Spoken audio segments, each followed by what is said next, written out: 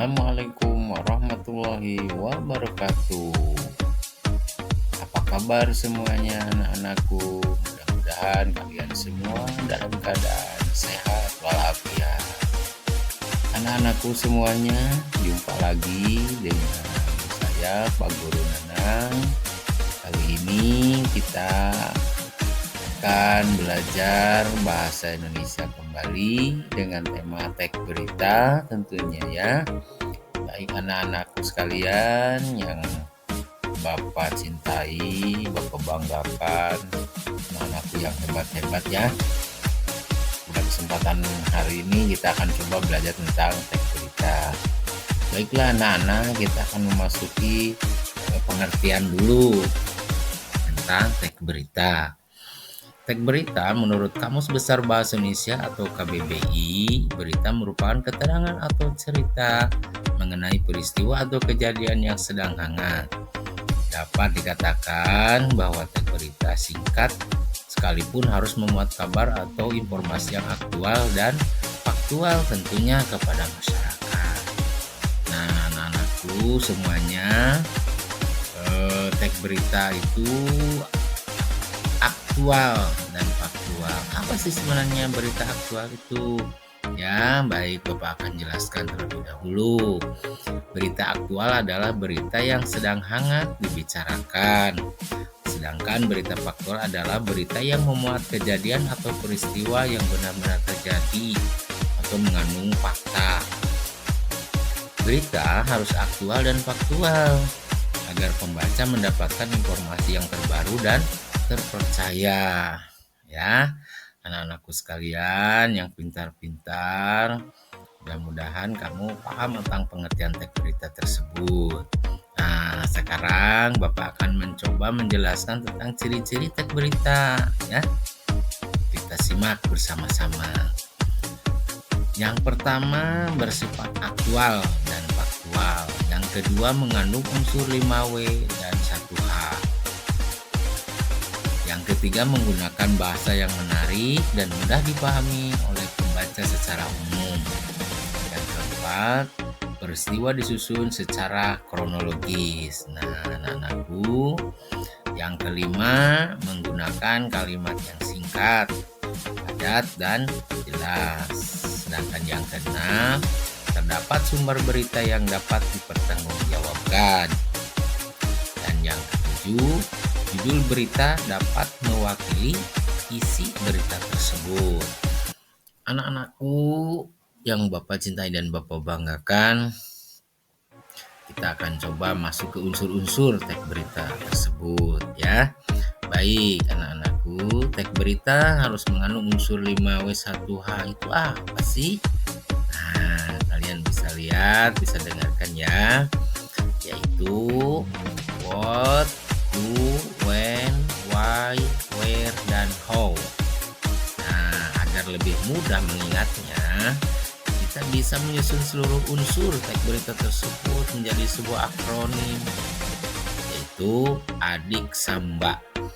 Nah, itu ya Pak ya. Sekali lagi anak-anakku, adik samba yaitu apa, di mana, kapan, siapa, mengapa, dan bagaimana. Nah, anak-anakku, kita akan melihat dulu apa sih yang pertama, what. Nah, what itu artinya apa ya, kalian sudah tahu ya. Unsur 5W1H yang pertama adalah apa atau what. Pertanyaan ini dibutuhkan untuk menjawab peristiwa atau kejadian yang akan dijelaskan ya. Nah, sementara yang kedua, di mana atau where bahasa Inggrisnya. Untuk 5W1H, di mana atau where ini mengandung unsur pertanyaan. Ini digunakan untuk memberitahu lokasi peristiwa atau kejadian dalam sebuah berita. Nah, aku yang ketiga, kapan atau when ya. Yang ketiga ini, pertanyaan ini sangat digunakan untuk memaparkan waktu terjadinya peristiwa dalam berita tersebut. Ya anak-anakku ya, yang pintar-pintar, yang hebat-hebat ya. Selanjutnya yang keempat, siapa who. Nah, pertanyaan ini digunakan untuk menjelaskan orang-orang yang terlibat pada peristiwa dalam berita tersebut. Orang-orang yang dimaksud mencakup korban, saksi mata, dan pelaku. Nah, anak-anakku yang kelima, pertanyaannya mengandung unsur mengapa atau why bahasa Inggrisnya. Pertanyaan ini digunakan untuk memaparkan penyebab, alasan, atau latar belakang terjadinya suatu peristiwa. Ya, anak-anakku ya. Dan yang keenam, pertanyaan bagaimana atau how bahasa Inggrisnya. Ya, pertanyaan ini digunakan untuk menjelaskan proses terjadinya atau peristiwa atau juga kejadian secara runtut. Jadi harus runtut ya kejadiannya. Anak-anakku sekalian yang Bapak cintai dan Bapak banggakan, kita akan coba masuk struktur teks berita ya. Nah, struktur teks berita terdiri dari judul, kepala berita, tubuh berita, dan ekor berita. Nah, nanti Bapak akan jelaskan apa sih itu kepala berita, apa itu tubuh berita, dan ekor berita tersebut. Nah, ayo kita simak bersama-sama. Yang pertama dulu ya, judul berita. Judul berita harus singkat, logis, dan dapat mewakili seluruh isi berita dalam menuliskan struktur berita ini. Buatlah semenarik mungkin agar dapat memancing rasa penasaran pembaca. Ya, nah itu bagian dari judul berita supaya menarik perhatian dan penasaran para pembaca. Anak-anakku sekalian, kemudian kepala berita. Nah, kepala berita itu mewakili atau memiliki lingkup bahasan yang lebih besar. Artinya ada banyak informasi yang disajikan pada struktur berita ini. Pada umumnya penulis mengawal informasinya dengan menyajikan 4 unsur, yaitu apa, di mana, kapan, dan siapa. Jadi terdapat pada bagian kepala berita itu 4. Apa, di mana, kapan, dan siapa. Nah, anak-anakku, sekarang masuk ke dalam penjelasan tubuh berita. Pada tubuh berita berisi penjelasan mengenai informasi yang telah disampaikan pada bagian kepala berita tersebut. Pada struktur berita ini dijelaskan jawaban atas pertanyaan mengapa dan bagaimana. Umumnya, anak-anakku, bagian ini memuat latar belakang atau alasan suatu peristiwa bisa terjadi. Ya, anak-anakku ya. Nah, kemudian kita akan masuk ke ekor berita. Pada ekor berita ini, struktur berita ini mencantumkan informasi yang bersifat tambahan.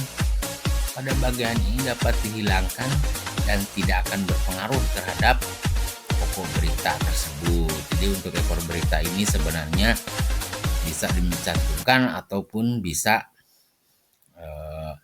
dihilangkan ya, karena ini tidak akan berpengaruh terhadap pokok berita yang sudah disampaikan. Kemudian anak-anakku yang Bapak cintai dan Bapak banggakan, kita akan masuk ke dalam kaidah kebahasaan teks berita tersebut. Ya anak-anakku ya, kita simak.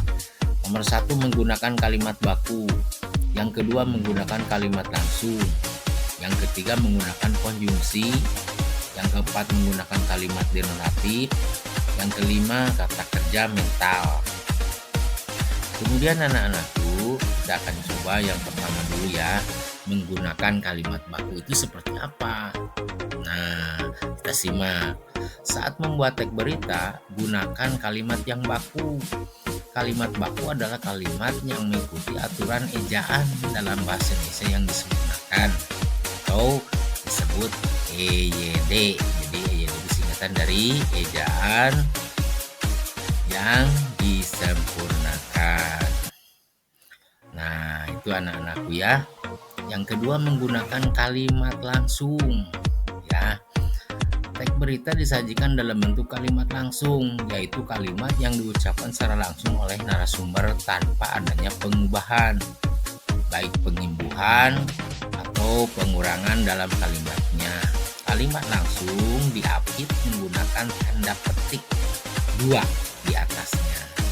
Sekali lagi, kalimat langsung diapit menggunakan tanda petik 2 di atas ya, anak-anakku. Yang ketiga, menggunakan konjungsi atau kata sambung ya. Pada kata konjungsi ini atau kata sambung tersebut digunakan untuk menghubungkan kata, frasa, bahkan kalimat. Anak-anak ya, ciri-ciri teks berita yang menggunakan konjungsi adalah adanya kata-kata seperti, dan, serta, atau, lalu, maupun, kemudian. Ya anak-anakku ya, itulah konjungsi atau kata sambung. Yang keempat, menggunakan kalimat denotatif ya. Pada kalimat denotatif menjadi bagian dari kaidah kebahasaan teks berita yang penting tentunya. Kalimat denotatif merupakan kalimat yang bermakna sebenarnya atau bukan hiasan. Denotatif itu kalimat yang sebenarnya, bukan kalimat hiasan. Kemudian anak-anakku, kita simak yang kelima, yaitu kata kerja mental ya. Pada teks berita terakhir adalah penggunaan kata kerja mental, yakni kata kerja yang menerangkan tanggapan, perasaan, pemikiran, serta perbuatan yang tidak bisa diamati secara langsung oleh panca indera. Contohnya kita lihat yo anak-anak ya, para korban merasakan kekecewaan yang begitu dalam karena sudah ditipu agen travel tersebut. Nah, itu mengungkapkan kata perasaan atau kekecewaan. Ya, anak-anakku, itu termasuk pada kata kerja mental. Baik anak-anakku, kita coba ambil salah satu contoh dari teks berita. Ya, misalkan berita bencana alam. Tanah longsor yang mengerikan melanda desa Cikurang, Kabupaten Cianjur, Jawa Barat, yang menimbulkan kehancuran dan mengakibatkan puluhan warga terjebak. Tanah longsor besar melanda desa Cikurang pada hari Minggu, menyebabkan sejumlah rumah dan bangunan rusak parah. Puluhan warga dilaporkan terjebak dalam rumah-rumah mereka. Tanah longsor terjadi pada tanggal 14 Mei 2023 sekitar pukul 8.30 waktu Indonesia Barat, ketika hujan deras melanda wilayah tersebut. Nah, anak-anakku, rupanya apa yang bisa saya sampaikan dicukupkan dulu sampai di sini.